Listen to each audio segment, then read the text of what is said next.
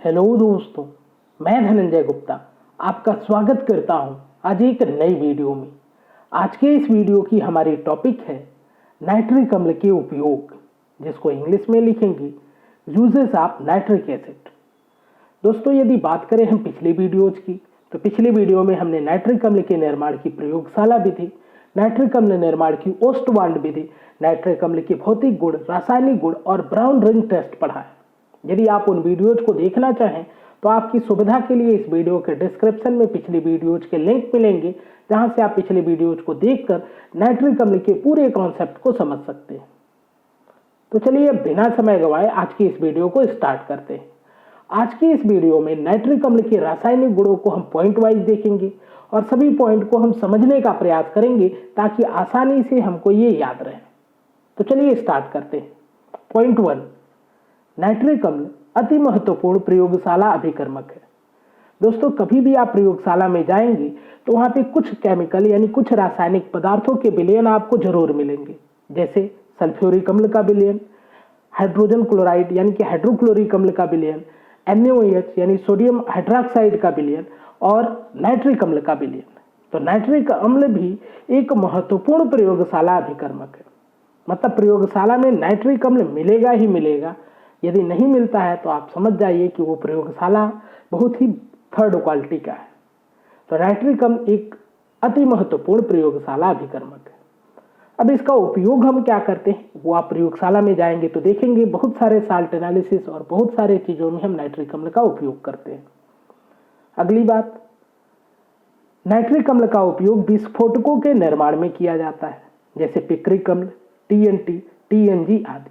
TNT का दोस्तों full form होगा ट्राई नाइट्रोटॉलुइन और TNG का फुल फॉर्म होगा ट्राई नाइट्रोग्लिसरीन। और पिक्रिक अम्ल ये ऐसे पदार्थ हैं जिनका उपयोग किया जाता है बम, डायनामाइट आदि के निर्माण में। इनमें से कुछ को तो जब आप ऑर्गेनिक केमिस्ट्री पढ़ेंगे तो वहां पे आप इनके निर्माण को पढ़ेंगे और आप देखेंगे कि इनके निर्माण में हम नाइट्रिक अम्ल का प्रयोग करते हैं। तो नाइट्रिक अम्ल का प्रयोग विस्फोटकों के निर्माण में भी किया जाता है। उम्मीद है कि ये बात आपको क्लियर हो रही है। चलिए अगला पॉइंट देखते हैं। इसका प्रयोग उर्वरकों के निर्माण में भी किया जाता है, जैसे अमोनियम नाइट्रेट।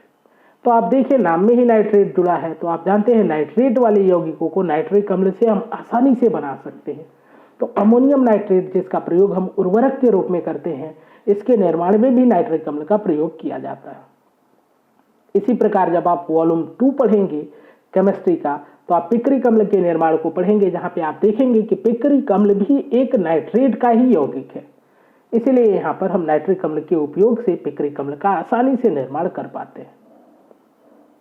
चलिए अगला पॉइंट देखते हैं। अम्लराज के रूप में इसका प्रयोग चांदी और सोने के शोधन में किया जाता है। अम्लराज को इंग्लिश में हम एक्वारेजिया कहते हैं और आप जानते हैं कि अम्लराज में HCl और नाइट्रिक अम्ल इन दोनों का मिश्रण होता है।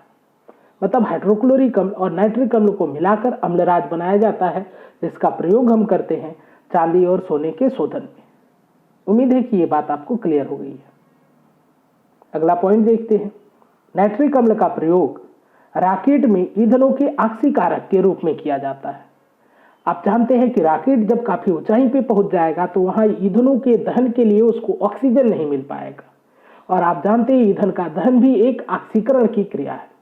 तो वहां पर ऑक्सीकारक के रूप में हम नाइट्रिक अम्ल का प्रयोग करते हैं। आप जानते हैं, आपने रासायनिक गुण में पढ़ा भी है कि नाइट्रिक अम्ल प्रबल ऑक्सीकारक है, तो ये रॉकेट ईंधनों का ऑक्सीकरण कराएगा, अर्थात उनका दहन कराएगा। क्लियर। अगला पॉइंट देखते हैं। नाइट्रिक अम्ल का प्रयोग दवाइयों और रंजकों के निर्माण में भी किया जाता है। उम्मीद है ये पॉइंट आपको क्लियर हो गया है। चलिए अगले पॉइंट को देखते हैं। नाइट्रिक अम्ल का प्रयोग पायरो तकनीक में प्रयुक्त होने वाले नाइट्रेटों के उत्पादन में किया जाता है।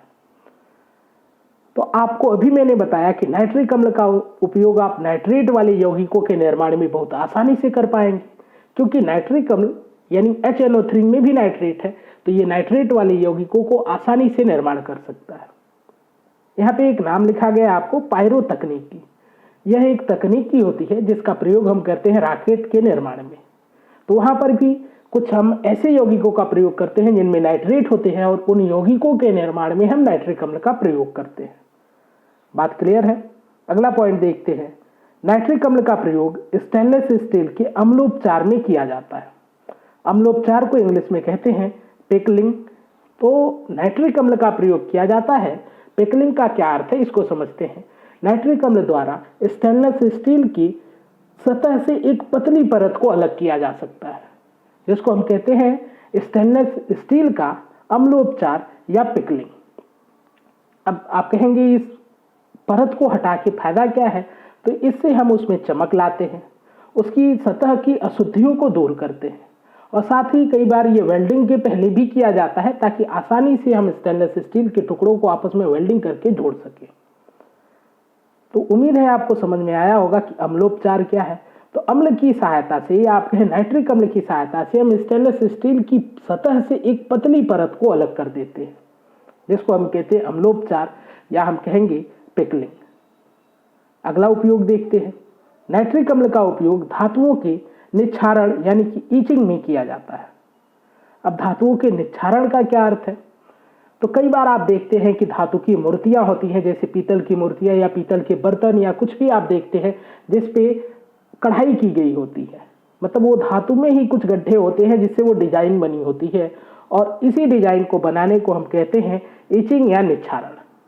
इस डिजाइन के निर्माण में भी हम अम्ल का प्रयोग करते हैं, और आप जानते हैं कि नाइट्रिक अम्ल एक प्रबल अम्ल है, तो इसका प्रयोग भी हम कर सकते हैं। और आप जानते हैं कि ये सल्फ्यूरिक अम्ल के जैसा ही बहुत प्रबल अम्ल है, तो इसलिए हम इसका भी प्रयोग करते हैं। तो उम्मीद है आपको समझ में आया होगा कि निच्छारण यानी कि ईचिंग का क्या अर्थ है, और इसमें हम नाइट्रिक अम्ल का प्रयोग क्यों करते हैं। क्योंकि आप देखेंगे डिजाइन में जो गड्ढे वगैरह होंगे, इसका प्रयोग हम नाइट्रिक अम्ल के द्वारा ही, उस नाइट्रिक अम्ल का प्रयोग करके ही इनको हम थोड़ा गला के उन गड्ढों का निर्माण करते हैं। उम्मीद है कि ये बातें आपको समझ में आई होंगी। तो दोस्तों, ये थी आज की वीडियो। यदि आज की वीडियो आपको पसंद आए तो वीडियो को लाइक करें, अपने दोस्तों के साथ शेयर करें, हमारे चैनल को सब्सक्राइब करके बेल आइकन को जरूर प्रेस कर लें। वीडियो से संबंधित अपने विचार को कमेंट बॉक्स में लिखें। आज की ये वीडियो देखने के लिए, हमारे इस चैनल से जुड़ने के लिए आपका धन्यवाद। मिलते हैं आपसे पी ब्लॉक के तत्वों की अगली वीडियो में। Thank you.